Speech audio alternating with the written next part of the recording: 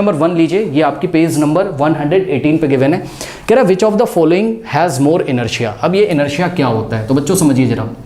देखिए, इस पूरे ब्रह्मांड में जो भी ऑब्जेक्ट आपको दिख रहा है, जैसे कि ये इंक की बॉटल है, मैं भी एक ऑब्जेक्ट हूँ, ये मार्कर है, आप भी एक ऑब्जेक्ट हो, कार, बस, ट्रक, ये सेलो टेप, जितने भी ऑब्जेक्ट आप देखते हो बच्चों, इसमें एक नेचुरल टेंडेंसी होती है। क्या टेंडेंसी होती है?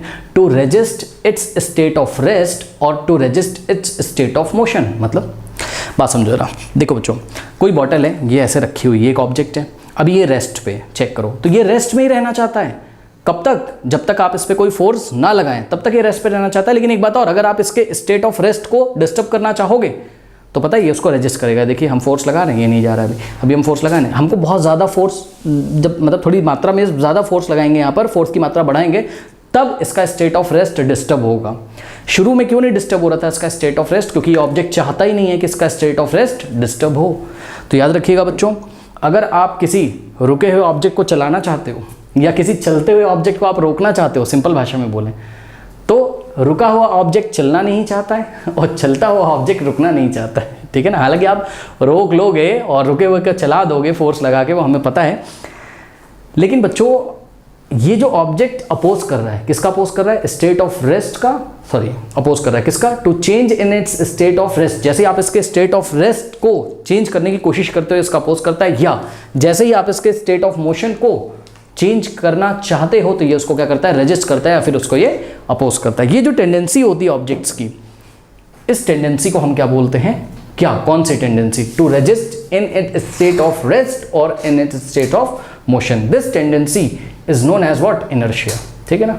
तो देखिए यहाँ पर हमने थोड़ा सा रिवाइज आपको करा दिया है कि इनर्शिया क्या होता है। Inertia is a natural tendency of an object to resist a change in its state of motion और to resist its state of rest, correct. अब ये इनर्शिया को कैसे मेजर करते हैं? तो जवाब है, जिस भी ऑब्जेक्ट का मास ज़्यादा होगा उसका इनर्शिया ज़्यादा होगा, करेक्ट। याद रखिएगा, जिसका मास ज़्यादा होगा उसका इनर्शिया ज़्यादा होगा, करेक्ट, याद रखिएगा। तो देखिए, मास is the measure of inertia, याद रखिएगा। आइए अब इस क्वेश्चन को सॉल्व करते हैं बच्चों। कह रहा which of the following has more inertia. Part A, rubber ball and a stone of the same size.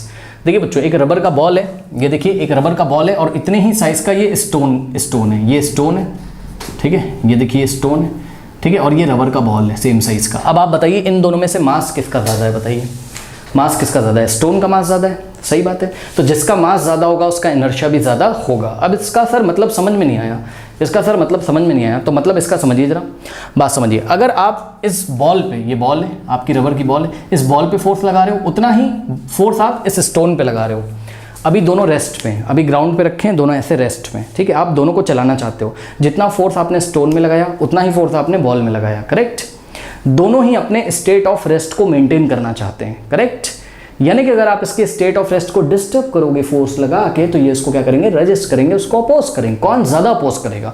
जवाब है स्टोन। आप इसको फील भी कर सकते हो, बहुत हल्का सा फोर्स लगाओ, बॉल शायद चल जाए, रबर की बॉल शायद मूव कर जाए, पर स्टोन वहीं का वहीं रहे शायद, बहुत हल्के से फोर्स लगाने से। यानी कि स्टोन क्या कर रहा है? स्टोन का मास ज़्यादा है, इसलिए स्टोन का इनर्शिया ज़्यादा है। इनर्शिया मतलब कि जैसा है वो वैसा रहना चाहता है, रादर देन बॉल। बॉल भी वैसी रहना चाहती है, मना नहीं कर रहे हैं, बॉल भी अपने स्टेट ऑफ रेस्ट को मेंटेन करना चाहती है, लेकिन कौन ज़्यादा स्टेट ऑफ रेस्ट को मेंटेन करना चाहता है? या दूसरे शब्दों में बोलें तो जब आप इसके स्टेट ऑफ रेस्ट को डिस्टर्ब करोगे तो कौन ज़्यादा उसका अपोजिशन करेगा? तो जवाब है जिसका मास ज़्यादा होगा, यानी कि स्टोन उसका ज़्यादा अपोजिशन करेगा, करेक्ट। यही रीज़न है कि आपको ज़्यादा फोर्स लगाना पड़ता है स्टोन को चलाने के लिए। तो स्टोन का इनर्शिया यहाँ पर ज़्यादा है क्योंकि उसका मास ज़्यादा है, बस सिंपल, ठीक है ना। तो ध्यान से चेक करो बच्चों, इसको एग्जाम में कैसे लिखोगे आप। सबसे पहले आप ये बात बताओगे, इस क्वेश्चन का आंसर देने से पहले ये बात आपको एग्जाम में लिखनी पड़ेगी कि inertia is the natural tendency of an object to resist a change in its state of motion और स्टेट ऑफ रेस्ट। उसके बाद आप ये बताओगे कि mass is the measure of inertia, यानी कि जिसका मास ज़्यादा होगा उसका इनर्शिया ज़्यादा होगा। ये दो बातें बताने के बाद आप आंसर कर दो। आप क्या आंसर लिखोगे? Mass of a stone is more than the mass of a rubber ball for the same size, है ना। Hence inertia of the stone is greater than that of a rubber ball. कोई doubt है? बताइए, simple है।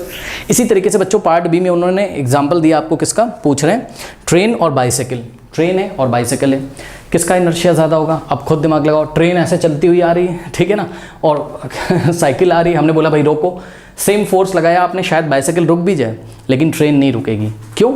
क्योंकि train अपने state of motion को, इस बार ट्रेन रेस्ट में नहीं है, हो भी सकती है रेस्ट में, मना नहीं कर रहे हैं, साइकिल भी रेस्ट में, ट्रेन भी रेस्ट में, जाओ दोनों को धक्का मार के चलाओ, कौन आराम से चल जाएगा? साइकिल।